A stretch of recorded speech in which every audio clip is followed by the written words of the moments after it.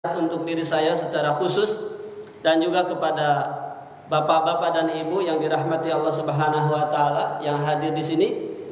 Semua amal kebaikan, semua amal, baik amal kecil maupun amal besar, baik amal bentuknya ibadah mahdhah maupun amal yang bentuknya muamalah, baik amal yang wajib, yang sunnah, sampai amal yang sifatnya mubah. Amal yang sifatnya mubah itu apa? Di antaranya tidur, di antaranya makan. Maka niatkan semua itu karena Allah Subhanahu wa taala. Niscaya akan besar di hadapan Allah Subhanahu wa taala. Karena Allah yang akan menumbuhkannya. Coba lihat itu biji. Biji asalnya kecil kan ya? Umpamanya biji apa? Biji kurma. Kecil sekali. Mungkin kalau ditimbang 0, sekian gram. Tapi Allah tumbuhkan lama-lama maka akan menjadi besar. Kalau nimpa kepada orang mati. Karena Allah yang mengembangbiakannya, yang menumbuhkannya. Begitupun dengan amal soleh. Mungkin di hadapan manusia kecil, tapi kalau niatnya ikhlas maka akan menjadi besar, menjadi besar, menjadi besar.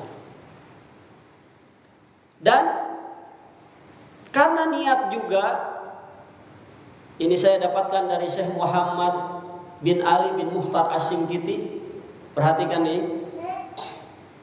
Dua keadaan manusia yang berbeda seperti langit dan bumi, tapi di hadapan Allah sama pahalanya. Yang pertama, seorang ulama.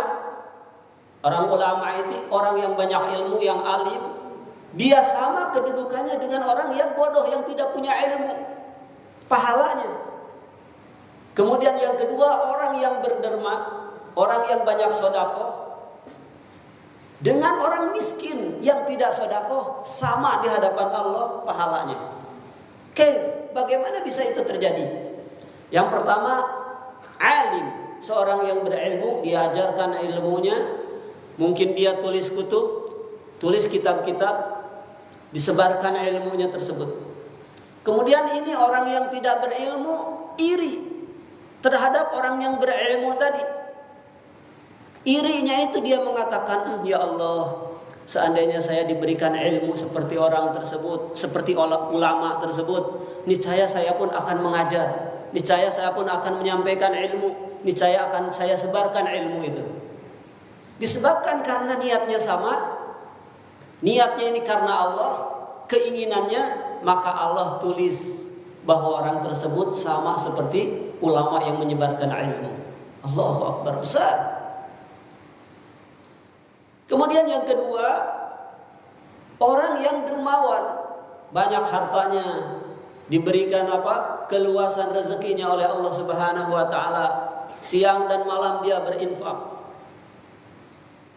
Adapun orang miskin, dia iri dengan sebab amal orang kaya tersebut banyak berderma. Ya Allah, seandainya saya dikasih harta semodel orang tersebut, saya pun ingin bersedekah, saya pun ingin apa? Wakaf, saya pun ingin memberikan hadiah, saya pun ingin menyumbang.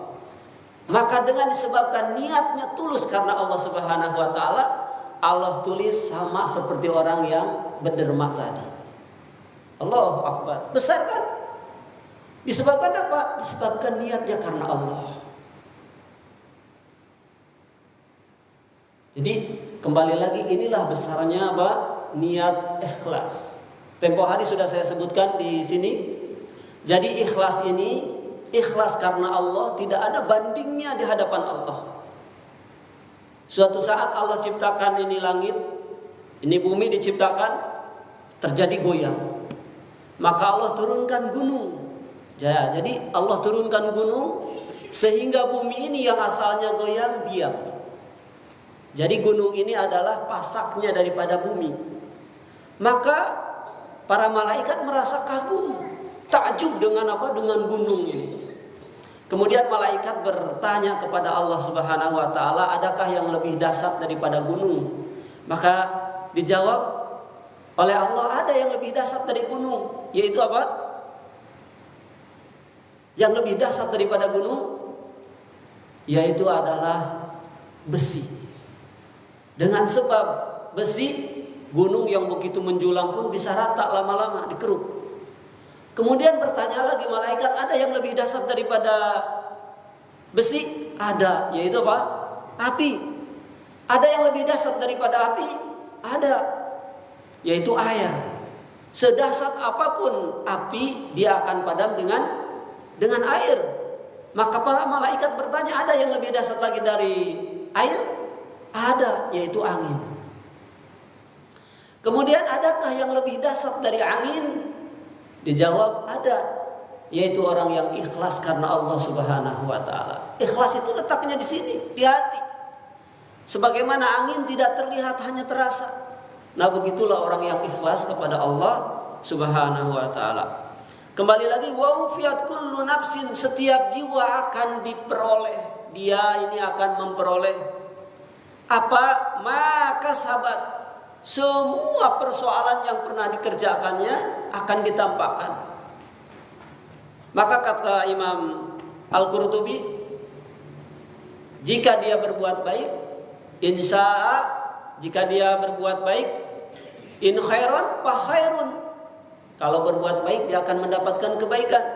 Fa in syarra fa syarrun, kalau berbuat buruk niscaya akan mendapatkan keburukan. Sampai-sampai sesuatu yang pernah kita ucapkan mungkin lewat tulisan, mungkin lewat postingan, mungkin lewat komentar, semuanya akan dipertanggungjawabkan di hadapan Allah Subhanahu wa taala. Wa hum la yudzamun, dan sedikit pun mereka ini tidak akan dizalimi. Artinya kalau kita beramal soleh tidak akan tertukar. Begitupun dengan amal buruk. Amal buruk tidak akan tertukar. Begitupun dengan amal baik. Nah, inilah ayat